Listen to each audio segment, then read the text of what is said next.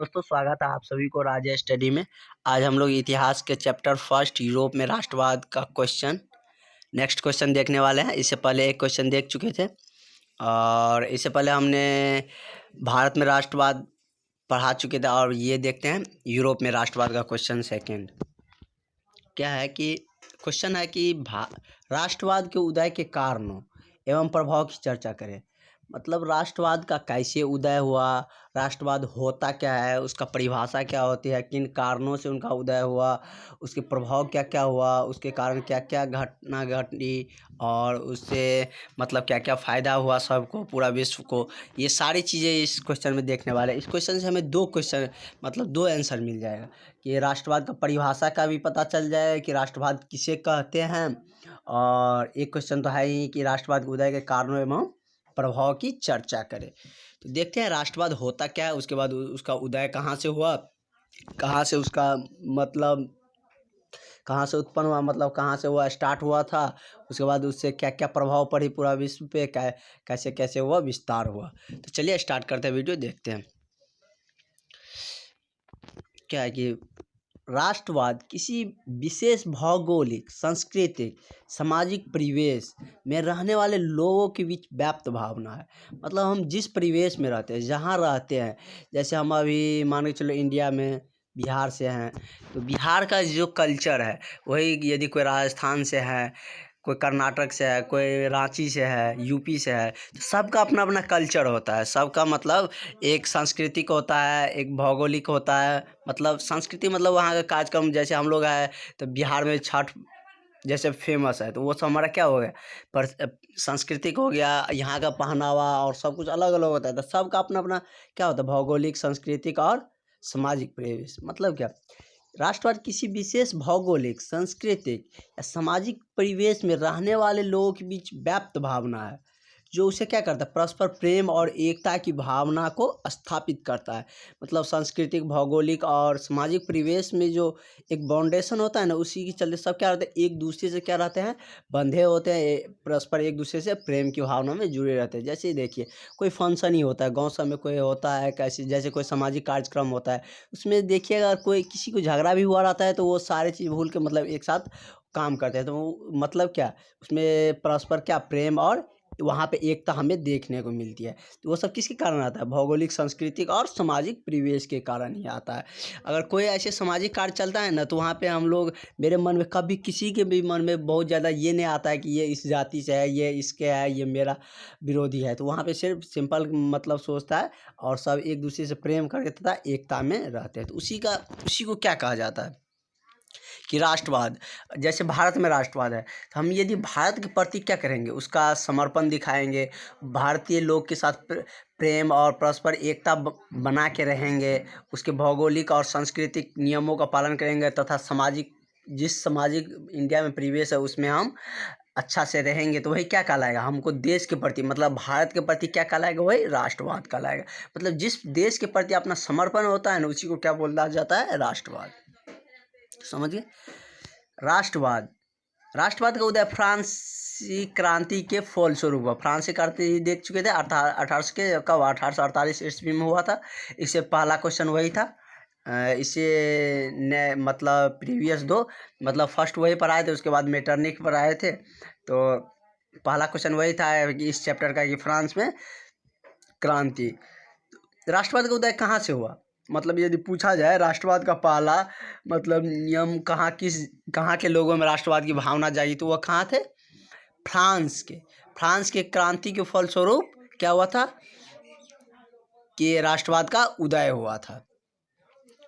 क्रांति के फलस्वरूप यूरोप में राष्ट्रवाद की भावना की लहर उठी। इस क्रांति मतलब फ्रांस की क्रांति के बाद पूरा यूरोप महादेश के अंतर्गत आता है फ्रांस, तो पूरा यूरोप में क्या हुआ कि इसकी भावना मतलब सब देश, सब प्रांत, छोटे छोटे राज्य भी क्या करने लगे कि राष्ट्र के अपने देश के प्रति, अपने राष्ट्र के प्रति क्या हुआ, जागरूक होने लगे, ताकि हमको यदि कोई गुलाम है तो उसे क्या आज़ादी मिले। सभी में क्या हुआ, पूरा यूरोप में राष्ट्रवाद की भावना लहर की तरह उठ गए। मतलब लहर का मतलब क्या, जैसे यहाँ आया तो तुरंत फैल जाते हैं, तो उसी तरह तुरंत पूरा यूरोप में फैल गए। उसके बाद अदर महादेश सब में भी गया। फलस्वरूप अनेक छोटे बड़े राज्य का उदय हुआ। मतलब इससे जब राष्ट्रवाद की भावना फैल गई तो जितना भी छोटे छोटे या बड़े राज्य गुलाम थे सबका क्या हुआ, नया उदय हुआ, सब आज़ाद हो गए। राष्ट्रवाद के विकास में नेपोलियन बोनापार्ट का महत्वपूर्ण भूमिका है। मतलब राष्ट्रवाद का जो उदय हुआ ना, उसका मतलब फैला हुआ, तो उसमें सबसे ज़्यादा यदि कोई रोल दिया है, अपना अहम भूमिका दिया है, तो कौन दिया है? Napoleon Bonaparte. नेपोलियन बोनापार्ट के कारण ही पूरा राष्ट्रवाद पूरा विश्व तक फैल पाया है। तो उसने अपना अहम योगदान दिया था नेपोलियन बोनापार्ट ने। नेपोलियन के नेतृत्व में इटली के विभिन्न भागों में एकत्र सेना में परस्पर प्रेम और सहानुभूति की भावना जागी। मतलब क्या, नेपोलियन बोनापार्ट ने ऐसे नेतृत्व किया इटली के कि उसके जितने भी भाग था, मतलब भाग का मतलब क्या है, यदि इटली बहुत सारे राज्यों में, बहुत सारे प्रांतों में बटा हुआ था, यहाँ के सेना में दुश्मनी रहता था, तो उसमें क्या हुआ कि ये राष्ट्रवाद के उदय के बाद सब में क्या हुआ, सभी सेना में छोटे छोटे जो प्रांत में बटा था उस सब में क्या हुआ, प्रेम एवं सहानुभूति की भावना जागी। मतलब वो सबको समझ में आ गया कि नहीं, जो पूरा इटली हमारा ही है, हम सबको मिल के रहना चाहिए। तो सभी मतलब सेना में क्या हुआ, परस्पर प्रेम एवं सहानुभूति की भावना जागने लगी। नेपोलियन के प्रभुता तथा उत्कर्ष के अन्य राज्य अपनी अपनी रक्षा के पूर्ण प्रबंध करने लगे। नेपोलियन के इस नेतृत्व, इस प्रभुता से सभी राज्य क्या करने लगे, अपने अपने देश का क्या करने लगे, रक्षा का प्रबंध करने लगे। कि रक्षा कैसे प्रबंध होगा, मतलब अपना राज्य का कैसे पूर्ण प्रबंध कर पाएगा। यदि गुलाम है तो वह क्या करेगा, आज़ाद होगा, तभी वो अपना देश को क्या करेगा, बचा पाएगा। इसी प्रकार राजनीतिक का पुनर्जागरण हुआ। यदि राष्ट्रवाद का उदय हुआ तो नया नया राजनीतिक भी जागने लगा कि किस तरह से हमको मतलब राजनीति करना है, किस तरह से हमको देश को चलाना है। फ्रांस की क्रांति एवं नेपोलियन के उदय ने राष्ट्रवाद की भावना को बल दिया। मतलब फ्रांस की क्रांति जो 1848 ईस्वी में हुआ था, उस क्रांति ने और नेपोलियन के सहयोग से राष्ट्रवाद का क्या हुआ, राष्ट्रवाद के उदय का मतलब वो राष्ट्रवाद को क्या हुआ, राष्ट्रवाद का जो उदय हो ना, उस पर ज़्यादा बल दिया। मतलब उसको जोरों से मतलब फैला हुआ सभी जगह, मतलब पूरा विश्व में पूरी एक लहर की तरह जल्दी से जल्दी फैल गया कि नहीं, हम सबको क्या राष्ट्रवाद की भावना को पालन करना चाहिए, तभी हमारा देश एकत्रित हो पाएगा और क्या एकता में बंध पाएगा। यदि राष्ट्र के प्रति हमें समर्पण नहीं रहेगा तो कभी भी हम अपने देश के अच्छाई के बारे में नहीं सोच।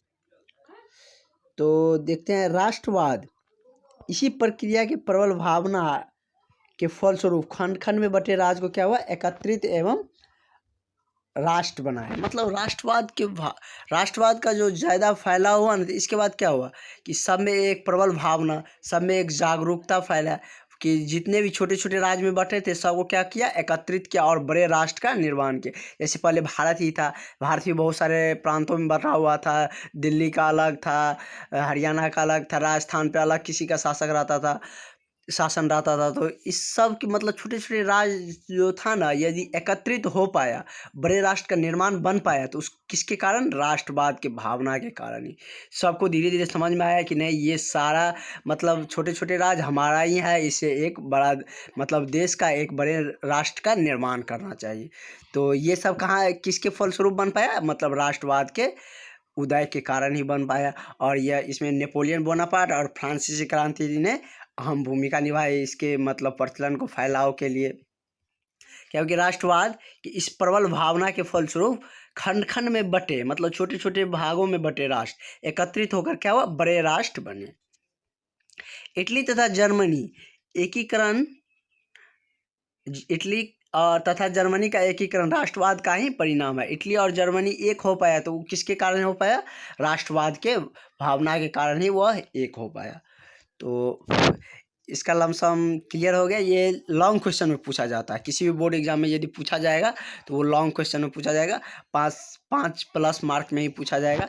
यदि ये पूछा जाए कि राष्ट्रवाद की परिभाषा दे, तो राष्ट्रवाद की परिभाषा मतलब क्या, यहाँ से यदि आप यहाँ तक लिख देंगे ना, यहाँ तक, ये राष्ट्रवाद का क्या हो गया, परिभाषा हो गया। मतलब राष्ट्रवाद किसी विशेष भौगोलिक, सांस्कृतिक, सामाजिक परिवेश में रहने वाले लोगों के बीच व्याप्त भावना है जो उसमें परस्पर प्रेम तथा एकता की भावना को स्थापित करती है। बस यहाँ तक लिख देंगे तो हमको क्या 2 नंबर में यदि राष्ट्रवाद का परिभाषा पूछा जाए तो हम मेरा 2 में 2 मिल जाएगा। Thank you for watching. यदि वीडियो अच्छा लगा हो तो सब्सक्राइब कर लीजिएगा और शेयर भी कर दीजिए।